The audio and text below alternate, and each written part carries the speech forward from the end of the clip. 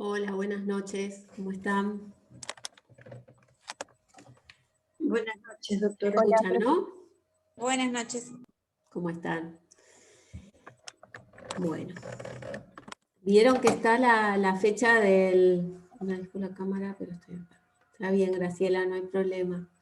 Vieron que está la fecha del parcial, o la probable fecha del parcial. El 30 de abril, el parcial, y el recuperatorio el 14 de mayo. En principio sería esa.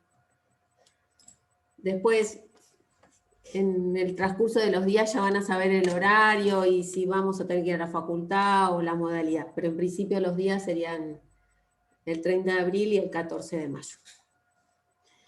Bueno, no sé si... Profesora, Cecilia, ¿qué? sí, una consulta. ¿Sí? En caso de que fuera oral el parcial, ¿habría que preparar un tema? Como para empezar. Normalmente no preparan temas, pero hasta ahora el primer parcial fue siempre escrito, por lo menos el parcial, el recuperatorio a veces fue oral, algunas veces. Ah, Así que, bien. pero yo creo que en unos días ya van a saber si va a ser, por lo menos saber si es escrito o oral. O por ahí Sí, mañana Rodrigo les confirma, pero por ahora solo tenemos la fecha. bien. Bueno, vamos Cecilia, ¿vos pudiste ver Sí. algo de lo que, o recordás algo de lo que estuvimos viendo en la otra clase de mandato y representación y consignación? Sí, en realidad me acuerdo que hablamos un poco de representación, ¿Está bien? mandato y consignación. Por ahí me quedó un poco más el tema de la representación, el Está bien. artículo 358, que como que diferencia, digamos, de dónde proviene esta representación. Y después, ¿Te en acordás lo que las es, clases de representación? sí, voluntaria, Ujú. legal, que Sí, proviene, por ejemplo, de la ley, y sí. orgánica, que podía provenir de algún estatuto de alguna empresa, si mal no entendí. Siempre la orgánica es la que tienen las personas jurídicas. En persona jurídica. Sí, Sí. ahí está. Después el tema de mandato se me complicó un poco el tema de cuando habla de, porque decía algo como con representación y sin representación. Ujú. No me quedó muy claro el tema de cuándo es por cuenta propia, no, perdón, en nombre propio y por cuenta propia, y se me Sí, mezcló un poco cuándo sí. deriva, digamos, cuándo sería por cuenta a nombre propio y por cuenta ajena. Es como que se me mezcló un poco, como que no pude encontrar un ejemplo sobre eso. Está bien. Hugo no está, así que ¿alguien recuerda cómo es eso del mandato con representación y sin representación? ¿Alguien sabe, o recuerda lo que dije o lo leyó? ¿Cómo funcionaba? Sí, buenas Cuando, noches, o sea, doctora. vimos por un lado representación y después vimos mandato, y después ahí, ¿qué pasaba? ¿Qué dijimos del mandato para diferenciarlo de la representación? No sé, doctora, ¿me escucha?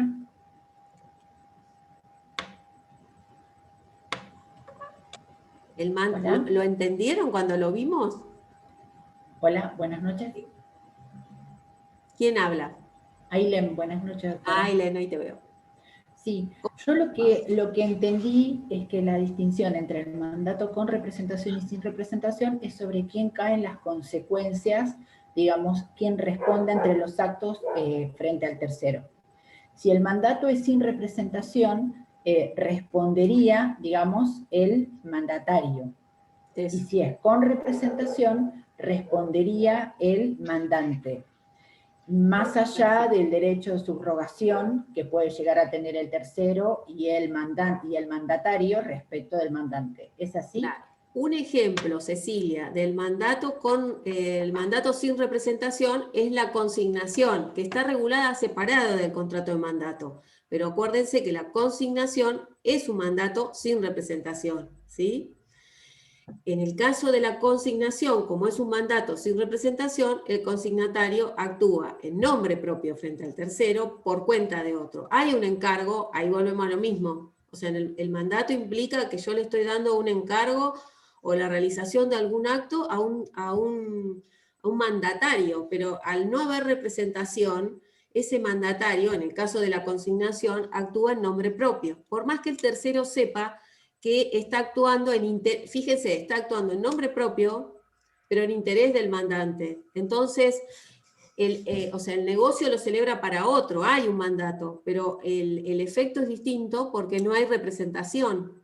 Entonces, al no haber representación, porque él está actuando como si fuera para él, frente al tercero, él queda obligado. O sea, el tercero no crea un vínculo directo con el mandante, como en el mandato con representación, porque el del medio, el mandatario o el consignatario, actúa en nombre propio. Entonces, todo lo que le tenga que reclamar por cualquier cuestión o problema que surja del contrato celebrado, lo hace el consignatario, sin perjuicio que después el consignatario va a poder reclamarle al mandante o cederle, como dijimos la otra vez, si bien el código no lo prevé, la cesión era algo típico en el contrato de consignación, o sea, el consignante cede todos los derechos y obligaciones al mandante, ¿sí?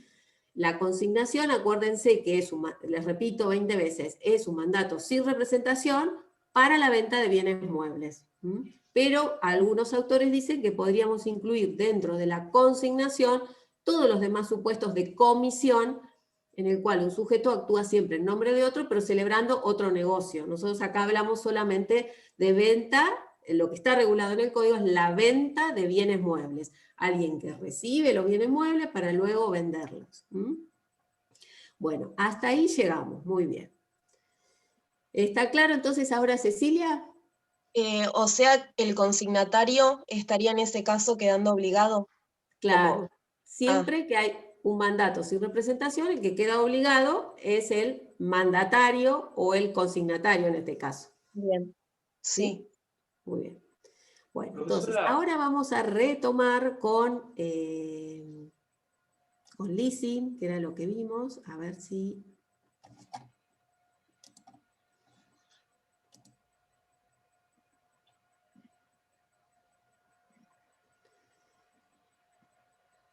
¿A dónde estará, no?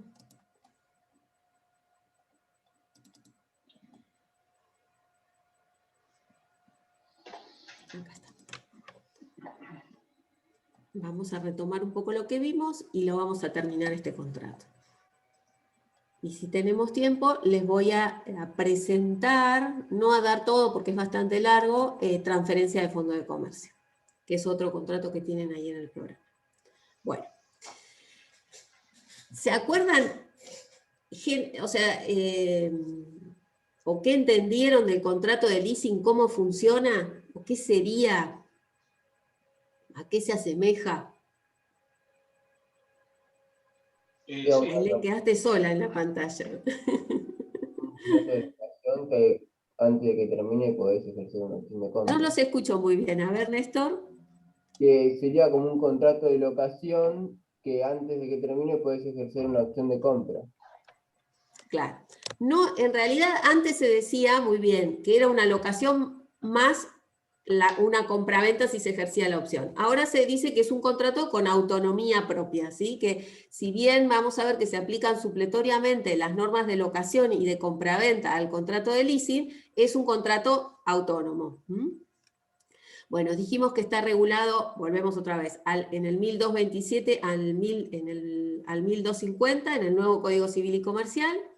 Dijimos que durante mucho tiempo fue un contrato atípico, tenía tipicidad social, ¿sí? Porque el contrato lo utilizábamos, tenía su forma, sus requisitos, pero no tenía una regulación. Por eso era... Disculpe, profesora, no se le ve el PowerPoint, quedó en la pantalla Ay, ¿no lo ven? de explorador. Gracias que me dijeron, porque si no lo terminaba de dar. ¿Ahí lo ven? No, ¿Tampoco? no. No, o sea, se ve el listado de archivos cuando lo buscó y quedó ahí. A ver, ¿ahí tampoco? No, yo por lo menos no. ¿Nadie lo ve? Bueno, No, profesora. ahí va. Menos mal que me dijeron, porque me pasa que a veces doy la clase y nunca lo vieron. A ver, acá. Ahora sí. Sí, ahora sí. Sí, ahora sí. Bueno, entonces, ahí estaban los artículos del código. Y ahora no lo puedo pasar. Bueno, acá está lo que vimos, que tenía tipicidad social, la primera ley que no lo regula, pero sí menciona como una operación que podían hacer las entidades financieras, es la 18061, esa ley fue derogada, hoy tenemos esta, la 21.526, que permitía a las entidades celebrar contratos de leasing, pero no estaba regulado íntegramente, ¿no? Solamente como operación autorizada. La primera ley dijimos que regula el leasing en nuestro país es la 24441, que tiene varios institutos, no solamente el leasing, y el leasing que regula es el inmobiliario. También les dije que se criticó la incorporación del leasing a esa ley porque el leasing merecía una ley propia, ¿sí? Por eso en el 2000 se sanciona la ley 25.248, que es la ley de leasing, ¿sí? Y que el Código Civil y Comercial toma casi todos sus artículos, muy poquitas cosas modifica y deroga algunas, pero ahora lo tienen incorporado en el Código Civil y Comercial. Dijimos que lo que caracteriza al... Espera que voy a correr esto un poco, ahí está. Lo que caracteriza al leasing, ¿sí? Surge la definición del 1227, es que es un contrato de financiación, o sea, las empresas o también un particular recurren a este contrato para obtener crédito, o sea, a veces no tienen toda la plata para comprar el bien, o como les dije también, no les interesa adquirir ese bien, ser propietarios del bien, sino tener, por ejemplo, una actualización en lo que tiene que ver con maquinarias, programas de computación, etc.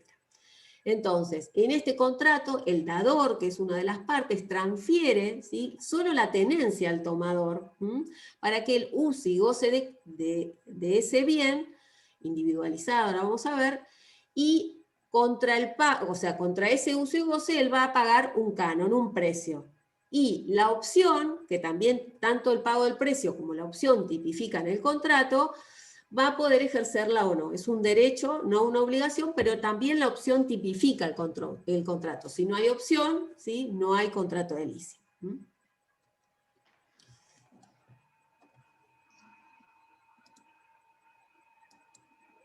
Profesora, Sí. una pregunta. El ¿Sí? canon. ¿Cómo? No escucho bien. ¿No? ¿Ahí me escucha? Sí. Sí. El canon es una especie de alquiler independiente de la opción de compra, digamos. Sí. O sea, No no se se llama descuenta de un alquiler. precio, no se descuenta de un precio total que se saldaría al final. Es independiente.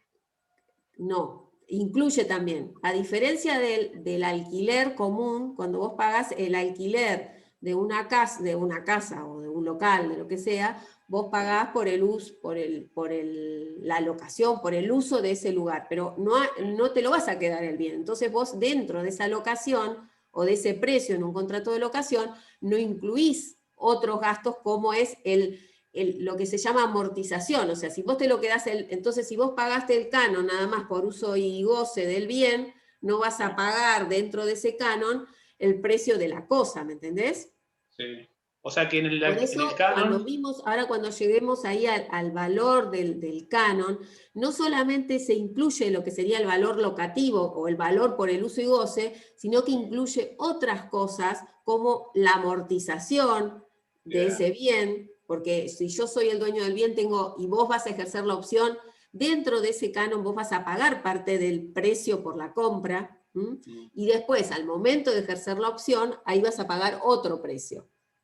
Pero todo el canon, de alguna manera vos estás pagando también a cuenta de lo que vale la cosa. ¿Se entiende? Es más, sí, el canon incluye otros rubros. Sería como un préstamo con los intereses, digamos, para hacer una analogía, con los intereses, ¿no? O sea, es más también, elevado que... Claro, vos estás tomando como un crédito, entonces eso también se paga. Bien. Y tiene un saldo final que es el que me permite adquirir el bien, que lo pagaría al final. No, al final no. Se puede pagar al final, pero si no lo podés, la opción se puede ejercer antes. Vimos que podía ser cuando pagaste ya el 75% del canon, sí, está bien. ¿sí? O antes, y así se pactó. Así lo dice el... el artículo. O sea, cuando finaliza el contrato, o sea, antes de finalizar el contrato vos podés o no ejercer la opción. Y después tenés otras posibilidades también. O devolvés el bien, o pedís prórroga del contrato, o pedís que te reemplacen los bienes, o sea, tenés varias posibilidades. O sea, la opción no es que siempre se va a ejercer. Bien, perfecto. Bueno, después vimos los caracteres del contrato, ¿sí? Es un contrato típico, nominado, consensual, acuérdense que no es necesaria la entrega del bien, bilateral, ¿sí? Genera derechos y obligaciones para ambas partes, es oneroso, se paga un precio, es formal, conmutativo, de tracto sucesivo, es un contrato que dura en el tiempo, de financiación, de adhesión, es de consumo cuando el tomador es un consumidor, no sé, se compra una computadora, un auto en leasing, una casa, y en algunos casos también puede ser intuito personal. Eso todo lo habíamos visto. Las partes siempre son el dador y el tomador. Dijimos también que puede haber otros sujetos dentro de la operatoria, pero siempre en el leasing, por más que haya otros contratos, dijimos, por ejemplo, si el dador adquiere el bien de un proveedor y hay una compraventa, ese proveedor no es parte en el contrato de leasing. Sí va a tener conexidad ese contrato con el contrato de leasing, ¿sí? Pero no es parte en el contrato en sí mismo. El objeto, bueno, antes solamente eran cosas muebles e inmuebles, ahora también son derechos, marcas, patentes, modelos industriales, software, programas de computación. Y acá habíamos hecho una aclaración. Esos bienes pueden ser propiedad del dador o puede tener algún derecho sobre, o fíjense, o sobre los que el dador tenga la posibilidad de dar el leasing. A veces se celebra un contrato de leasing y el tomador en su contrato se lo faculta a celebrar otro contrato de leasing, o dijimos un subleasing o un leasing de segundo grado. En ese caso, no es el propietario, pero puede darlo en leasing, ¿sí? Siempre las cosas tienen que estar, pueden ser, fíjense, cosas materiales o inmateriales, porque pueden ser derechos, pero siempre tienen que estar individualizados. Tanto el canon como la opción de compra tipifican el contrato, ¿sí? Tienen que estar sí o sí. Y acá lo que preguntabas, ¿vos eras Eduardo? O no sé quién. Sí, yo. ¿Sí? Acá, Sí. fíjate lo que incluye el canon. Puede ser un valor fijo, o sea, no necesariamente voy a pagar, siempre se establece una suma determinada, o sea, va a estar determinada, pero puede ser fijo, puede ir bajando, puede ser variable, eso siempre depende de lo que establezcan las partes. Y los rubros, acá tenés lo de los rubros. El valor locativo por el uso, el valor de amortización, de recupero, ¿sí? Costo financiero, los riesgos, que van a ver ustedes que el tomador tiene una responsabilidad por las cosas o por los bienes que son objeto del leasing, una responsabilidad objetiva. Eso es porque él asume, o dentro de lo que paga, asume los riesgos, riesgos ordinarios y extraordinarios, gastos administrativos, servicios, y esto de servicios también creo que se los había aclarado en la otra clase. Lo de los servicios tiene que ver que a veces el tipo de bien que es objeto del contrato de leasing, es necesario que quien lo transmite enseñe o lo prepare o lo instruya a quien recibe el bien. No sé, si fueran programas de computación o si fuera una fábrica de llave en mano, bien que se transmite el leasing de una fábrica, pero todo el funcionamiento de la misma es necesario que el dador lo instruya o lo forme al tomador, ¿sí? Entonces, esos servicios también suelen estar incluidos y están, ¿sí? Como parte del rubro, de lo que paga el tomador. La opción de compra, ¿sí? Como dijimos, puede ejercerla o no, es un derecho o no una obligación, puede estar determinada o no. A veces, como les dije también en la otra clase, el precio de la opción está individualizada en el contrato o se fija en relación a otro bien o al mismo bien en el mercado, o se determina el procedimiento por el cual se va a fijar ese precio, por ejemplo, un tercero. Después vimos esto, que eran las clases, o dijimos que los íbamos a decir como especies. El contrato de leasing es uno solo, ¿sí? Con estas distintas clases. que están en el código, reguladas en el artículo, yo nunca me acuerdo los números, pero ahí está, el 1231, ¿sí? Cuando vean el 1231, van a ver ustedes que cuando clasifica o da las clases de leasing, lo hace en relación al bien que es objeto del leasing, ¿sí? Si el bien lo adquiere una entidad financiera o una sociedad de leasing, ¿sí? A requerimiento del tomador, dijimos que el tomador indica que quiere, de acuerdo a determinados folletos, un determinado bien, o con determinadas características, o lo adquiere el tomador y luego lo pasa o lo transmite al dador, ¿sí? En ese caso hablamos del leasing financiero, ¿sí? La entidad o la sociedad lo que hace es actuar como intermediaria financiera. No tiene el bien, pero lo adquiere para que el tomador pueda celebrar, o para celebrar con el tomador un contrato de leasing. Después, en el leasing operativo, la particularidad es que el dador, fíjense, no es un intermediario, no es una sociedad, sino que es el que lo fabrica o el que se encarga de comercializarlo, lo vende, no sé, una marca de auto Ford, ¿sí? Es la que celebra directamente un contrato de leasing con el tomador, ¿sí? Acá no hay intermediación, es un contrato de cambio. Después tienen el leasing retro. El leasing retro, acá el dueño del bien es el tomador, que a su vez lo transmite al dador, lo vende, ¿sí? Al dador y celebra un contrato de leasing. Lo que permite el leasing retro es que el dueño del bien le dé a ese bien liquidez, o pueda obtener dinero porque lo vendió, pero a su vez va a poder seguir utilizándolo, ¿sí? Entonces, por eso se llama leasing retro. Vendo, pero a su vez celebro un contrato de leasing con la opción, por supuesto, con la opción de compra y lo puedo entonces recuperar. Y el subleasing tiene que ver con que el dador, que puede ser el propietario o no, puede ser el poseedor, puede celebrar, ¿sí? Un subleasing, un leasing de segundo grado sería. Bueno, el 1232, que también ya lo habíamos visto, establece las responsabilidades, acciones y garantías que tiene el dador según la clase de contrato de leasing. No es la misma responsabilidad, acción o garantías que da el dador según el leasing.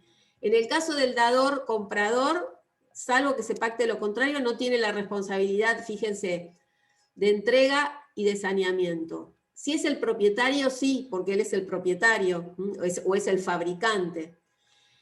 En el caso del retro, tampoco, porque él era el dueño del bien. Entonces, no puede, ¿sí? No responde por la obligación de entrega ni por la de garantía de saneamiento el dador, porque el bien pertenece al tomador. Y en el caso del subleasing va a depender de la clase de leasing que sea, para determinar la responsabilidad, ¿no? Con respecto al tiempo que dura el contrato de leasing, o sea, el dador entrega al tomador un bien, el leasing, y el plazo siempre va a depender del bien, fundamentalmente, o de lo que establezcan las partes, ¿sí? El código no establece ni un mínimo ni un máximo, ¿sí? Y no se aplican los mínimos ni máximos de la ley de locación. El contrato de leasing es un contrato formal, se celebra por escritura pública si el bien que tiene por objeto es un inmueble, un buque o aeronave. En los demás casos puede ser por instrumento público o privado, pero en estos tiene que ser inmuebles, buques o aeronaves, tienen que ser en escritura. El contrato, esto es importante, el contrato entre partes es válido, ¿sí? Desde su celebración, desde que se celebra el contrato, en instrumento público o privado. Pero para que tenga efectos con relación a terceros, es necesario la inscripción. Porque, ¿qué pasa? Si yo celebro un contrato de leasing y no lo inscribo, los acreedores, ¿sí? del dador pueden ir contra el bien, o sea, podrían trabar embargo, podrían ejecutarlo. Ahora, si el contrato de leasing está inscripto, es como que se inmuniza el bien. El acreedor del dador no va a poder ir a embargar el bien. Podrá embargar el canon o podrá embargar el precio si se ejerció la opción, ¿sí? Pero no puede ir contra el bien, porque el bien está en leasing, ¿sí? Siempre que esté inscripto. Si no está inscripto, no se puede oponer el contrato. El 1234 establece desde cuándo yo puedo inscribir el contrato. Puedo hacerlo desde que lo celebro, sin necesidad de entregar el bien, o puede ocurrir que las partes quieran que el contrato tenga efectos desde la entrega del bien. Entonces, ahí se tiene que hacer la inscripción dentro de los 5 días. Si no se hace dentro de los 5 días, produce el efecto desde que se inscribe el contrato, ¿no? Esto también es importante. No hay un solo registro de leasing. O sea, el contrato de leasing no hay un solo lugar donde lo podamos inscribir. Si se celebra un leasing sobre un inmueble, no sé, sobre un departamento, sobre un local, se inscribe en el registro de la propiedad inmueble. Si es sobre un auto, o una camioneta, o una moto, en el registro automotor, o en el de motos.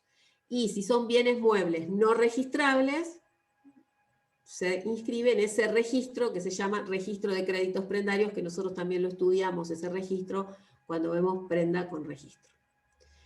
El plazo de duración de la inscripción es, si son inmuebles, 20 años y en todos los demás, 10 años. Una vez inscripto, se puede renovar esa inscripción una vez antes que venza el plazo de 20 años, antes del vencimiento. Lo puede hacer el dador. Y también por orden judicial. En el caso de orden judicial, si bien no lo dice el artículo, también pasa algo similar en la prenda con registro. Cuando hay una orden judicial podría reinscribirse todas las veces que sea necesario, se entiende, ¿sí? Porque es el juez el que ordena la reinscripción. Pero el dador lo podría hacer una vez sola antes del vencimiento. El tomador puede usar y gozar, o puede no, tiene el derecho de usar y gozar del bien. Lo que no puede es, si fuera un inmueble, hipotecarlo, si fuera un, no sé, un auto, prendarlo, no puede venderlo, ¿sí? Solamente usar y gozar. Sí podría darlo en leasing si está autorizado, si no se pactó lo contrario, sí lo podría dar en locación si no se estableció lo contrario, y tiene el derecho de la opción de compra. Con respecto a las obligaciones, utilizar el bien de acuerdo al destino que tiene, ¿sí? Ese bien que se ha dado en leasing, pagar los gastos, ¿sí? Dentro del canon dijimos que se pagan los gastos ordinarios, extraordinarios, seguros, impuestos, salvo, ¿sí? Que se haya establecido otra cosa. Acá está. Eso está incluido dentro del canon. Fíjense, el 1239 es una excepción a la transferencia de una cosa mueble a título oneroso cuando el que la adquiere es de buena fe. Siempre que el contrato esté inscripto, dijimos que es oponible a todos los terceros, ¿sí? Acreedores, terceros en general. Por eso el dador, de acuerdo a este artículo, tiene la posibilidad de reivindicar la cosa mueble que se encuentra en poder de un tercero. Y esto es, ¿sí? Sin perjuicio de la responsabilidad, como dice el artículo, del tomador, él la puede reivindicar, ¿sí? Siempre que esté inscripto el contrato. Volvemos al ejercicio de la opción, y esto era también lo que vos preguntabas, Eduardo. La opción es facultativa y se puede ejercer, dice la ley, en el 1240, a partir del momento que se pagó las 3/4 partes o el 75% del total del canon, ¿sí? Salvo que se hubiera pactado otra cosa. Entonces, si se pactó otra cosa, podría ejercerse antes. No dice nada el código de cómo el tomador tiene que ejercer esa opción, pero puede ser, como dice acá, que lo hayan pactado las partes, dicen cómo se tiene que manifestar esa opción, y si no, tiene que ser siempre de una manera fehaciente, ¿sí? Que quede constancia que él ejerció la opción. Si no dice nada, se considera que no ejerció la opción, ¿sí? Que el bien va a ser devuelto.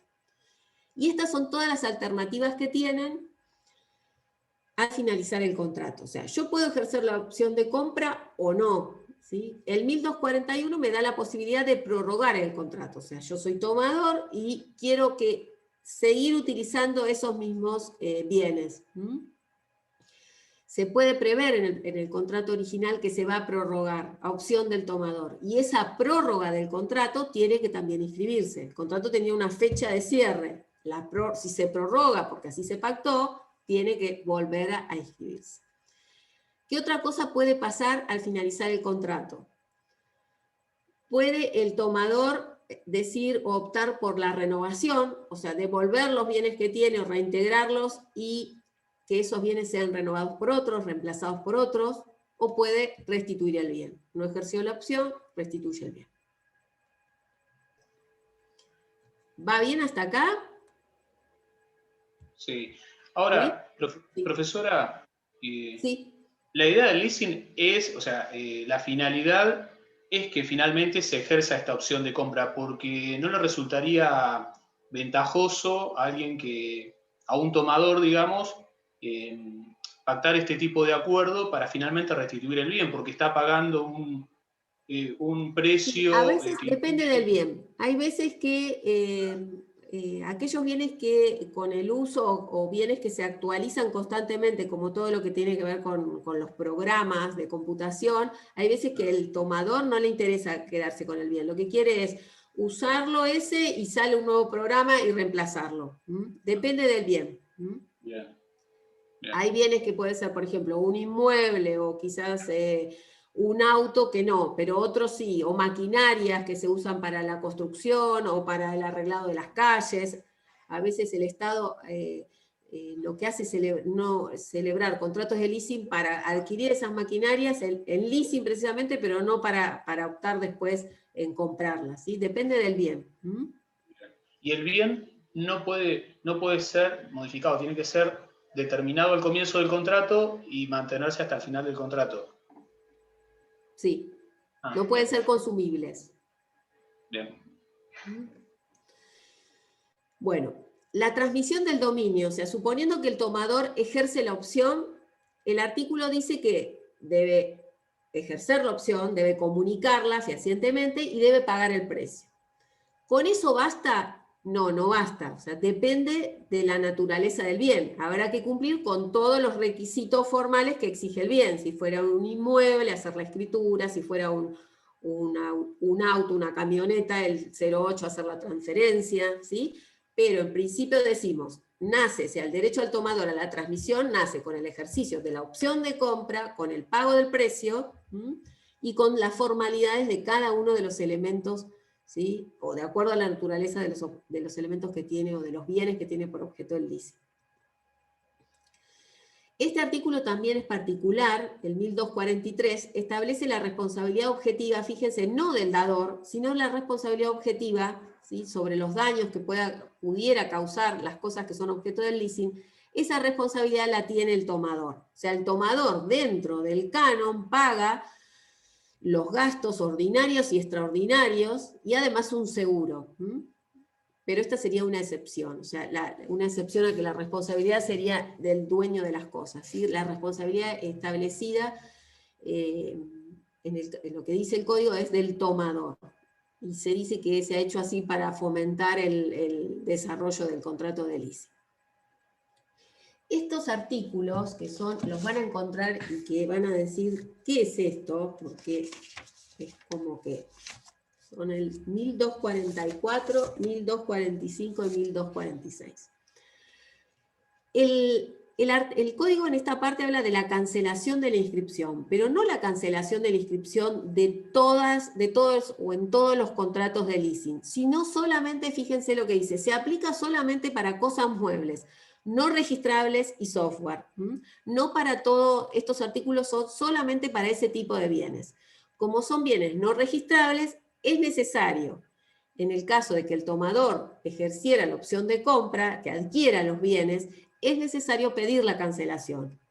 Porque si no queda, como en realidad es un bien mueble no registrable, no va a haber un trámite especial como en el caso de los inmuebles o los automotores que tienen requisitos especiales para poder realizar la transferencia o que se deben inscribir.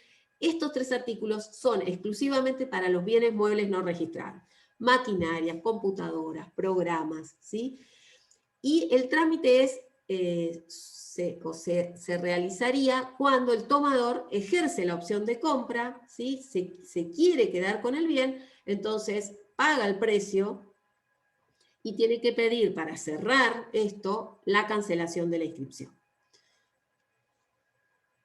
Son 3 artículos. El 1244, que habla de esto, de la cancelación de la inscripción, y dice que la inscripción del leasing sobre cosas muebles no registrables y software se cancela por orden judicial, dictada en un proceso en el que el dador tuvo oportunidad de tomar la debida participación o a petición del dador o cesionario, suponiendo que el tomador ejerció la opción.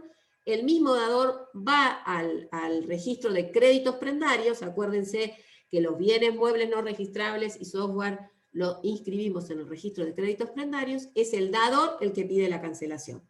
Y ahí termina la historia, o por resolución judicial. Eso dice el 1244.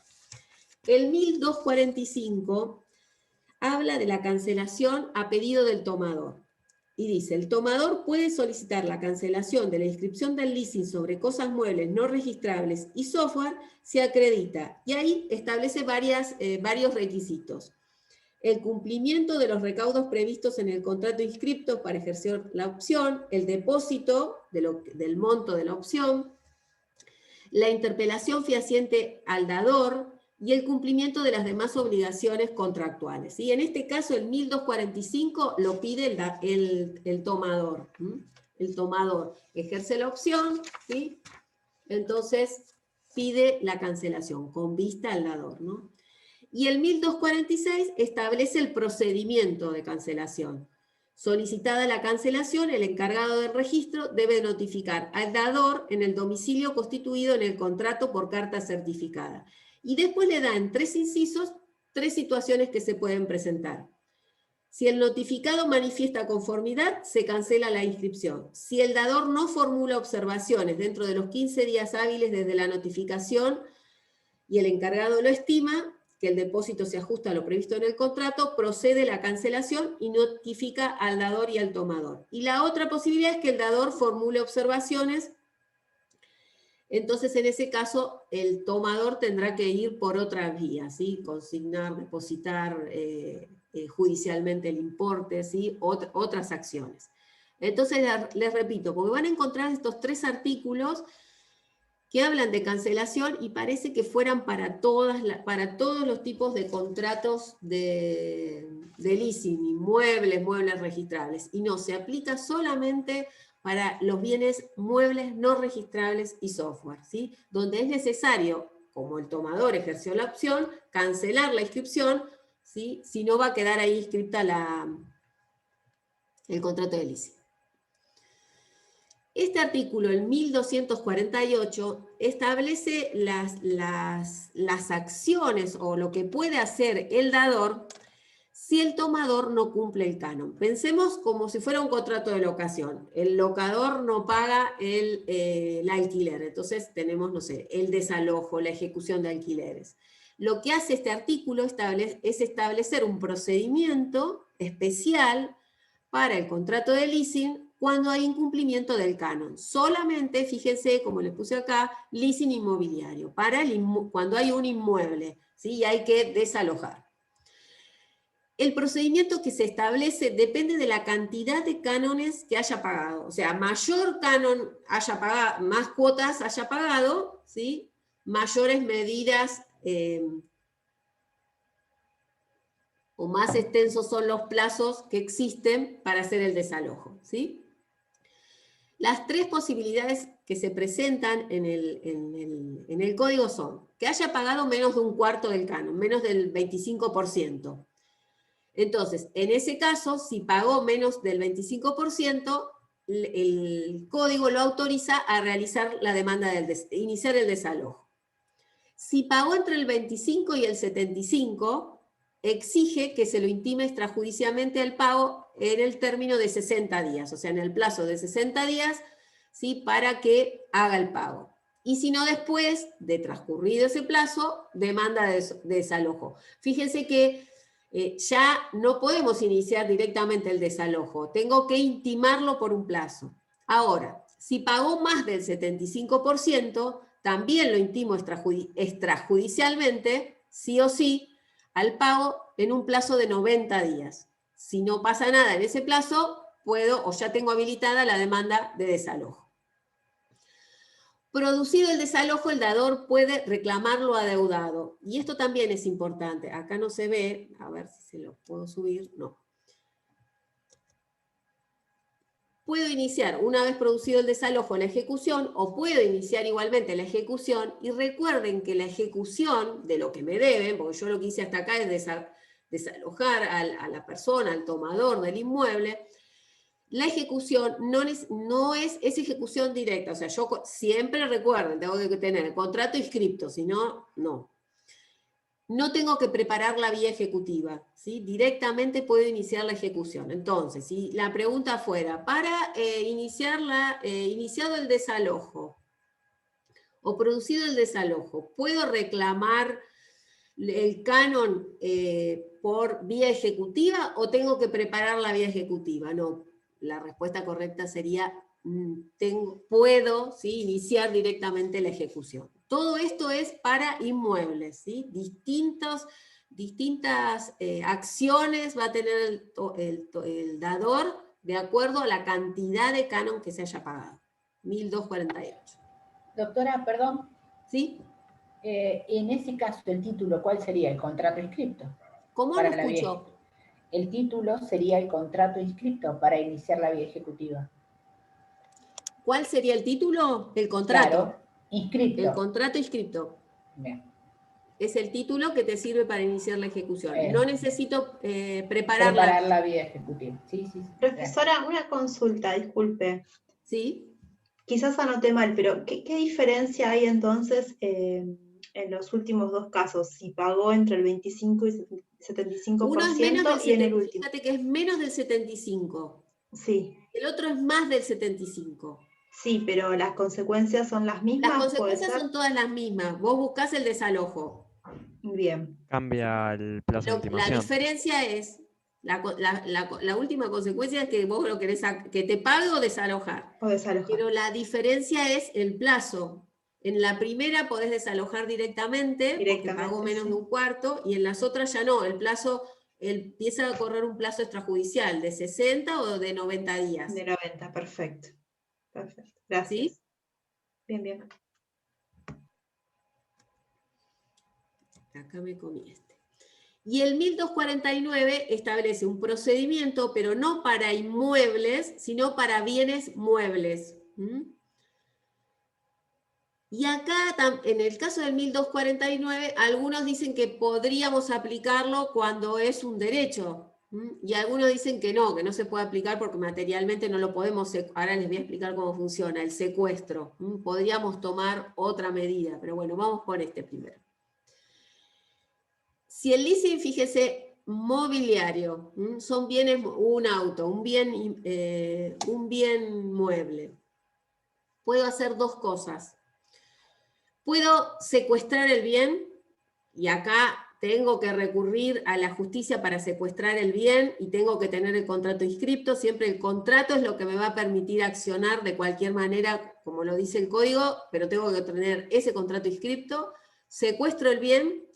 Y la primera posibilidad que me da es que ese secuestro sea no como una medida cautelar, sino como un procedimiento ejecutivo. Lo secuestro para finiquitar, como dice hoy, para rescindir el contrato, el vínculo. Y puedo promover la ejecución si hay cánones, seguramente va a haber pendientes. Pero ahí el secuestro no funciona como una medida cautelar, sino un procedimiento para recuperar el bien y dar por rescindido el contrato.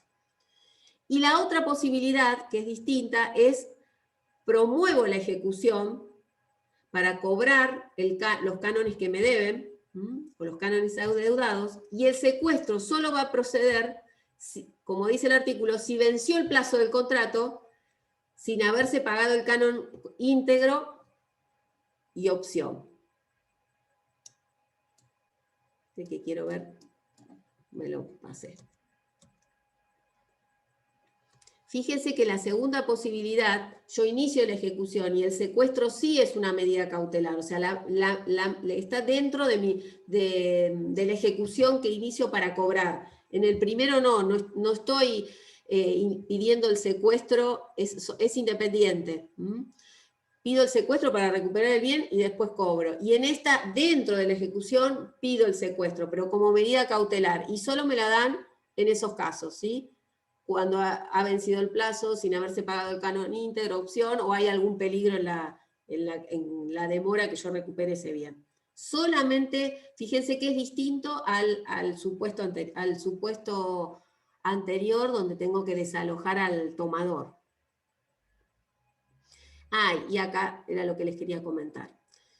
Si es un bien inmaterial, si fuera que yo di el leasing una marca, ¿sí? O una patente, que no puedo secuestrarla. Hay algunos que dicen, sí, yo puedo llevar adelante esta medida y pedir además que no se utilice que se prohíba el uso de la marca o se siga utilizando la marca o la patente.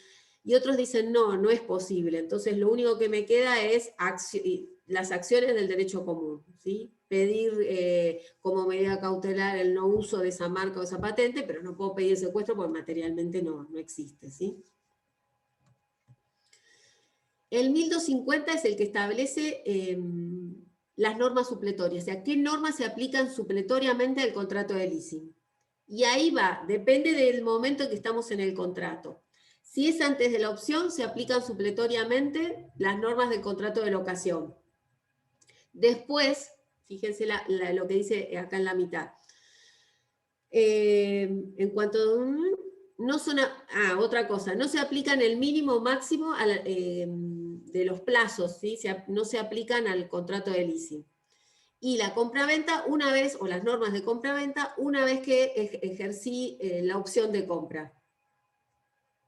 Entonces todo lo que es posterior a su ejercicio y pago del precio, se aplican supletoriamente o se podrían aplicar las normas del contrato de compraventa. Se aplican locación y compraventa de acuerdo, repito, al momento del contrato y no se aplican los mínimos o máximos de los plazos, ¿no? Bueno, ¿qué pasa si concurso quiebra el tomador o el dador? Si concurso quiebra el dador, el contrato continúa y el tomador puede ejercer la opción. Y en el caso de que el que concurso quiebre sea el tomador, o sea, el que recibe el bien, el síndico es el que va a decidir si va a continuar o no con ese bien. Fíjense, dentro de los 30 días de abierto el concurso, de 60 días de decretada la quiebra, el síndico puede optar entre continuar el contrato en las condiciones pactadas o resolverlo. Podría pasar que el tomador debe cánones, seguramente si está en concurso de quiebra los debe, bueno, entonces el dador sí tiene que presentarse como cualquier otro acreedor a verificar su crédito, ¿no? Pero bueno, esto está en la ley, no está en el Código Civil y Comercial, está en la ley son algunos de los artículos que quedaron en la ley de leasing, que hablan de concurso y la quiebra. Estos son algunos datos o cláusulas que tienen que aparecer en el contrato. Bueno, como todo contrato, nombre de las partes, quién es el dador, quién es el tomador, cuál es su domicilio, si actúan a través de un representante, cuál es el representante, cómo acredita su poder, cuál es el objeto que es objeto del contrato, si es un bien inmueble, si es un bien mueble, la individualización es importante del objeto del contrato, ¿sí? ¿Cuánto va a durar el contrato? ¿Cuándo comienza? ¿Cuándo finaliza? ¿Cómo va a ser el canon? La cantidad, el importe. Acá abajo, más abajo dice, ¿cómo se va a fijar el precio del canon? ¿Qué es lo que abarca? ¿O qué rubros? La opción de compra, ¿cuándo se puede ejercer? ¿A partir de qué momento? Acuérdense que es el 75% del canon pago, si no dice nada del contrato, o antes, ¿sí? Si así lo pactaron. ¿Quién toma a cargo? Que generalmente va a ser el tomador, todos los gastos de conservación y uso del bien. ¿Quiénes los seguros, impuestos, las tasas por ejemplo, el impuesto que puede caer sobre el inmueble? Si puede subblocarlo, si puede darlo en leasing. Acá lo que dijimos recién, cuándo se va a ejercer, o si se ejerce antes de las 3/4 partes, la opción también tiene que estar en el contrato, si no es a partir del 75. Si se puede, sí. Pensé que me iban a preguntar algo. La prórroga del contrato, que también se acuerdan que es una posibilidad, que hay que inscribirla. Las penalidades ante el incumplimiento, ¿sí? ¿Qué es lo que se va a cobrar más si no se paga el canon? Tasas de interés, etc. Garantes, ahí me fui a alguna pregunta. Los garantes, a veces se dice que el leasing también cumple la función de garantía para el dador, porque el bien, si bien él le da el uso y goce al tomador, no pierde la propiedad, o sea, el bien él sigue siendo el titular, ¿sí? Pero también puede haber alguna garantía para el tomador, ¿sí? Alguna garantía que preste el tomador en el contrato, como si fuera un contrato de locación. Y después, ¿cuáles son los juzgados competentes? Y ahí termina. ¿Y quedó claro? Sí, claro, sí. ¿Sí? Sí, sí. Bien, hay que saber qué puede ser objeto del contrato de leasing. ¿Sí? Dijimos bienes muebles, inmuebles, derechos, patentes, software, cómo se perfecciona el contrato entre partes con respecto a terceros, no se confundan, ¿sí? Entre partes es válido, con respecto a terceros hay que inscribirlo, cuál es la forma del contrato, escritura, instrumento privado, de acuerdo a la naturaleza del bien. Recuerden que hay un solo, ya estaba diciendo lo contrario, no hay un solo registro, de acuerdo a la naturaleza del bien es donde se inscribe. Si no tiene registro ese bien, se inscribe en el registro de créditos prendarios. Clases de leasing, ¿sí? Recuerden que en el leasing financiero hay intermediación, en el operativo no hay intermediación porque yo soy dueño del bien. En el leasing retro soy dueño del bien, que a su vez lo vendo y lo adquiero en leasing. El subleasing es un leasing de segundo grado, por decirlo así. Recuerden los elementos que tipifican el contrato, el canon y la opción. También es importante qué es lo que pasa con los acreedores de las partes. Si el contrato está inscrito, los acreedores no pueden hacer nada contra el bien, porque si bien sigue siendo del dador, lo tiene el tomador en uso, y el contrato está inscrito. Entonces, puedo ir contra el canon, puedo ir contra el precio si se ejerce la opción, pero no puedo ir contra el bien, menos si ejerce la opción. Y en el caso de los acreedores del tomador, ¿qué les parece? ¿Pueden ir contra ese bien? No, porque no es de él. Eso, solamente si ejerce la opción, que ahí sí pasa a ser propietario. Y también van a ver ustedes que hay algún artículo que dice que los acreedores del tomador pueden o tienen el derecho de ejercer la opción. Si el tomador no ejerce la opción, la ejercen los acreedores. Para que ese bien, ¿sí? Y el tomador va a estar obligado a pagar el precio, para que ese bien sería bastante complicado, pero está previsto, para que ese bien se incorpore al patrimonio. A ver qué me preguntaron acá. Profesora, una consulta. ¿El retro puede ser que también se le llame invertido? ¿O? Sí, tiene varios nombres, sí. Ah, está bien. En realidad es porque en realidad el bien podría ya, no lo vi como invertido, pero sí. No, Porque está en bien, pero lo realidad tengo viene- acá sí, anotado en el código y es el sí, inciso E sí. del 1231. Porque Gracias. los casos que vimos es o alguien que lo adquiere o alguien que es fabricante o lo comercializa, y en este caso no es en el caso del retro él es el dueño, entonces se entrega el bien para poder después recuperarlo, ¿sí? También Bien. podría llamarse así. Gracias. El contrato es no formal, no necesita formales para que quede No, el contrato es formal, no solemne. O sea, el contrato requiere una forma, porque si vos no cumplís con la forma y con la inscripción, el contrato no es oponible a terceros. Entonces, tiene una forma, es formal, no sería no a los fines de la prueba. O sea, para ser oponible el contrato a terceros, si vos no lo inscribís, por más que si haces el contrato y no lo inscribís, no es oponible. O sea, y además te exige, de acuerdo a la naturaleza del bien, que cumplas con con determinada formalidad, ¿no?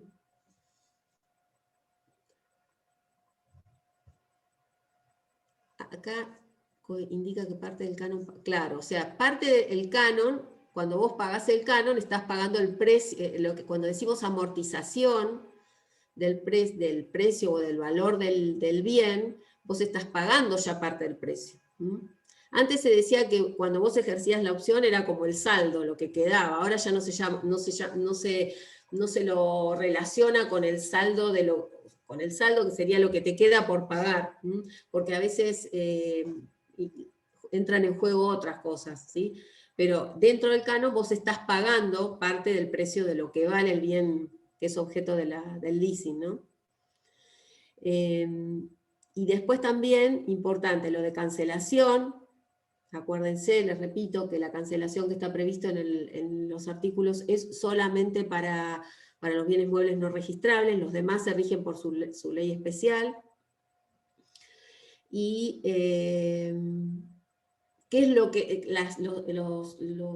los instrumentos que tiene el dador a la hora del incumplimiento del tomador. Y ahí hay que tener en cuenta el tipo de bien. Si es un inmueble o un inmueble, es lo que puedo hacer. Puedo desde desalojarlo hasta intimarlo previamente, de acuerdo a la cantidad de cuotas o cánones que hayan pagado, o puedo, en el caso de ser un bien mueble, puedo pedir el secuestro o puedo iniciar la ejecución y dentro del secuestro pedir como medida cautelar el secuestro. Sí, el secuestro. ¿Está? ¿Quedó claro? ¿Sí? Bueno. Sí, doctor. Sí. Bueno, les voy a ahora, a ver qué hora es, no les voy a solamente presentar el tema que sigue, como para que ustedes para el lunes próximo lean la ley tiene 12 artículos nada más, la ley 11.867. Hay a ver si está acá. Esto otra no lo van a ver, pero bueno. Hay cargado en el módulo de contratos un link, que entra en el link y van a ver lo que yo les voy a explicar la semana que viene. Solamente se los voy a presentar porque el tema también es largo, pero para que cuando lean la ley puedan entender de qué se trata. Breve lo voy a hacer. La ley que nosotros estudiamos en transferencias de fondos de comercio es la ley 11.867. La ley, van a ver ustedes que tiene poquitos artículos, tiene 12, 13 artículos, y es de 1934. O sea, que la ley en su momento, cuando se sancionó, tuvo éxito, ¿sí? O de alguna manera cumplió las expectativas. Ahora que pasaron tantos años, se presentan algunos inconvenientes. La ley que es de 1934, el proyecto que se aprobó en su momento es de Colombres, está vigente, nunca se reformó esa ley, sí hubo varios proyectos, pero en realidad la ley no ha sido modificada.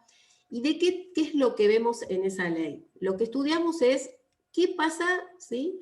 Cuando el dueño de un fondo de comercio, de un negocio, cuando digo negocio o de un fondo puede ser un almacén, una panadería, podría ser un supermercado, podría ser un banco es un fondo de comercio, pero no se aplica la ley 11.867 porque se aplica la ley 21.526, pero un banco también es un fondo de comercio, ¿sí? Un fondo de comercio es un conjunto de bienes, materiales e inmateriales, ¿sí? Pueden ser la mercadería, puede ser el nombre que tiene ese negocio, puede ser una patente si tiene, la clientela, el derecho al local, o sea, son un conjunto de bienes que su dueño, su titular, el empresario, el comerciante, los reúne para desarrollar una actividad comercial, con ese fin. Y la ley se va a aplicar a fondos de comercio que están en funcionamiento, ¿sí? No se aplica la ley cuando alguien decidió abrir un negocio que nunca abrió, ¿sí? Alquiló el local, compró las mercaderías, pero nunca levantó la persiana. En ese caso no se aplica la ley 11.867, ¿sí? Son fondos de comercio en funcionamiento, en marcha, no en gestación. Y la ley esencialmente se aplica casi los casos que van a ver ustedes son cuando existe transferencia a título oneroso. La venta, cuando se vende un fondo, lo habrán visto en el diario cuando dice vendo fondo de comercio. O Juan Pérez vende la panadería o la verdulería ubicada en Luro y Salta, informa a sus acreedores, clientes, ¿sí? Suelen salir esos avisos en el diario. Entonces, en general, la transferencia que nosotros vemos es cuando se produce a título oneroso, cuando es una venta. Pero la ley también se aplica cuando es una transferencia, se podría aplicar, pero no es común, cuando la transferencia es a título gratuito. Por ejemplo, yo tengo un fondo y lo dono a un tercero, ¿sí? Cuando hay una donación. Podría ser se podría aplicar para un usufructo, para una alocación, pero es tan complicado llevar adelante el procedimiento que casi ya a veces se cumple parcialmente y no se cumple con todo el procedimiento que establece la ley, ¿sí? La ley, en esos 12, 13 artículos que trae, lo que dice es qué es lo que tenemos que hacer cuando hay una transferencia o cuando transferimos un fondo de comercio a título oneroso y gratuito. Esencialmente es eso, es un procedimiento. Y los dos problemas que presenta la ley, uno es que nosotros, si queremos comprar un negocio, no tenemos ningún organismo en el cual tenga la información de cómo se encuentra ese negocio, ¿sí? Cuál es fundamentalmente no su activo, sino su pasivo, qué acreedores tiene, no hay forma de saberlo. La única manera podemos pedir un veraz o un informe, un certificado o un informe de anotaciones personales para ver si está inhibido, pero nada más. Nosotros si vamos al registro público, antes registro público de comercio, o a la dirección de persona jurídica, no tienen esa información. Entonces ese es el primer problema que presenta la ley. Si bien van a ver ustedes que es muy fácil, uno de los problemas es ese, no tenemos manera de conocer exactamente en qué situación se encuentra el fondo. Entonces nosotros compramos un fondo, empezamos a hacer todo lo que dice la ley y después estamos metidos en un lío. Entonces, uno es el registro por el cual no hay un organismo que tenga, por el cual nosotros sepamos cómo está ese fondo. Y el otro problema es que yo, comprador, como les dije, ingreso o compro el fondo, ingreso al procedimiento y a veces no lo puedo terminar. O sea, se suele muchas veces cumplir parcialmente y no llegar al final. ¿Por qué no llegó al final? Porque el que me vendió no tiene todo en orden, no tiene los aportes hechos a los empleados, no pago ingresos brutos, no pago la tasa de seguridad e higiene. Entonces, eso hace que yo no pueda terminar el proceso. Sí, me lo vendió, todo lindo, pero no puedo terminarlo, no puedo terminar con la inscripción. Eso es lo que van a encontrar en la ley, un procedimiento. Y ese fondo de comercio, o a lo que nosotros llamamos fondo de comercio, que no es la empresa, acuérdense que la empresa sería la organización, o sea, cuando vimos el 320 dijimos que la empresa es la organización del capital y de trabajo para producir bienes y servicios. El fondo de comercio no es la empresa, ¿sí? El fondo es en sí el conjunto de bienes, ¿sí? La marca, la mercadería, la línea telefónica, y cuando hablamos de fondo de comercio hay veces que no hay mercaderías, porque el fondo puede prestar servicio, no sé, una tintorería, un hotel, todo eso es un fondo de comercio. Y como les repito, conjunto de bienes reunidos por su titular para cumplir una determinada finalidad o para desarrollar una actividad económica. Y lo último que les voy a decir es que ese fondo de comercio es una universalidad, ¿sí? La ley dice que es una universalidad, no dice, en realidad se interpreta por lo que dice, que es una universalidad de hecho. ¿Qué quiere decir eso? Que nosotros cuando hablamos del fondo, hablamos de un todo. Yo les digo, fondo de comercio, y ustedes ya están pensando en el kiosco de la esquina, en la tintorería, en la carnicería, ¿sí? es un todo. Y ese todo, o sea, ese todo, ese conjunto, como decimos que es una universalidad porque tiene individualidad, o sea, más allá de los elementos que lo componen, pero no es un sujeto de derecho, ¿sí? No es un patrimonio separado de su titular. Y algo que me olvidé, que es lo más importante, es por qué se sanciona esta ley. Cuando se sanciona esta ley en 1934, la finalidad era proteger a los acreedores del fondo. La ley, van a ver ustedes, que protege no a todos los acreedores, sino solamente a los acreedores del fondo. ¿Quiénes son los acreedores del fondo? Los que prestaron algún servicio al fondo, no sé, les vendieron las estanterías, realizó algún trabajo de plomería, el que le vendió la materia prima para fabricar o para elaborar el pan, ¿sí? Esos son los acreedores del fondo. Los acreedores personales del dueño del fondo, como puede ser si se compró un auto en cuotas, el acreedor prendario, si compró un crédito para adquirir su casa y no pagó el crédito, esos no están protegidos por la ley. Obvio que pueden ir contra el fondo, pero no están dentro del procedimiento. Dentro del procedimiento que nosotros vamos a ver en la ley, estos acreedores personales no se presentan no van a ser parte del procedimiento. ¿Me entienden? Si yo soy el banco hipotecario, le vendí la casa al dueño de un fondo de comercio, no es que no pueda ir contra el fondo voy a poder ir, pero no voy a estar dentro de la protección que me da esta ley.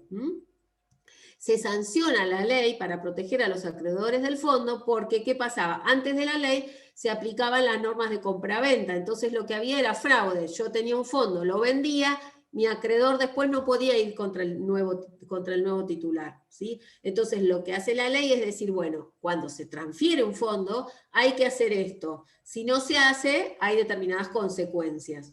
Después vamos a ver que la ley no es de orden público, un montón de cosas, y el procedimiento, ¿sí? Pero hasta acá esto sería lo que ustedes van a ver o lo que vamos a ver la clase que viene. Lean la ley, porque son poquitos artículos fáciles.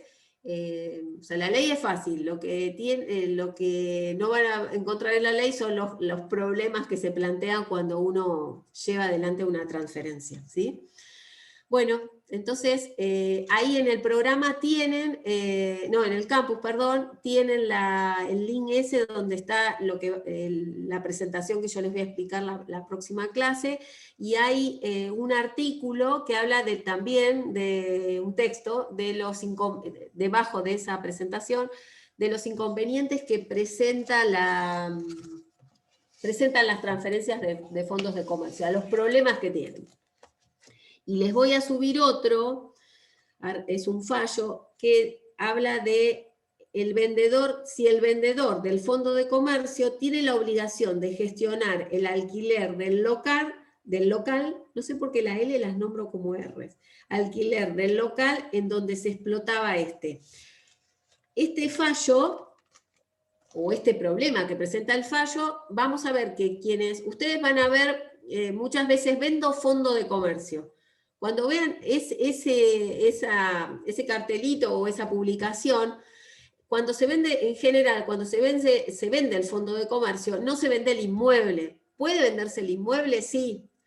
Pero en general, cuando decimos vendo fondo de comercio, vendo todo lo que tiene el inmueble, todo lo que lo forma. Que después vamos a ver que está el derecho al local, que no es un derecho de propiedad.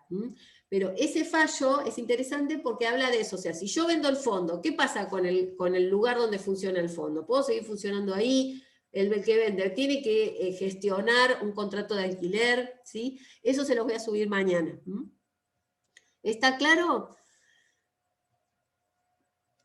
¿Sí? Lo vamos a volver a retomar, así que no va a haber problema. El tema es sencillo, tiene sus vueltas, pero no es para nada difícil. ¿Sí? Bueno, nos vemos entonces el lunes que viene con esa ley, transferencia de fondo de comercio. Gracias. Gracias. Bueno, felices Chao, Pascuas. gracias. Igualmente. Gracias. Igualmente. Gracias por venir. Hoy no designé a nadie para la próxima clase. Bien. Me agarró el espíritu de las Pascuas. Bueno, chao. Chao. Chao, profe. Felices Pascuas para usted también. Te mando un saludo, Ignacio. Chao, gracias. Felices Pascuas. Felices Pascuas, chicos.